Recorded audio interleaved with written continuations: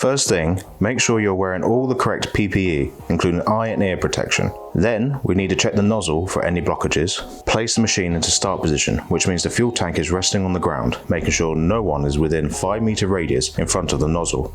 Initiate the startup of the machine by turning clockwise the yellow and red on and off switch on the right hand side of the machine. The display will show wording stage 0, meaning the machine is ready to operate. Turn on the turbine by pressing the start button to activate the startup procedure. The display will show the message stage 1, which is when the machine begins to warm up. Ensure the machine is left in start position whilst it works through the startup procedure. This procedure ends when it reaches stage 14, showing the display bar as all green, meaning the machine is fully warmed up. You can adjust the power and speed of the turbine by pressing the power up or power down button in values of 10%. Our recommendation is to operate the machine at 80% power max. You can then move the machine into work position and begin to dry the road surface.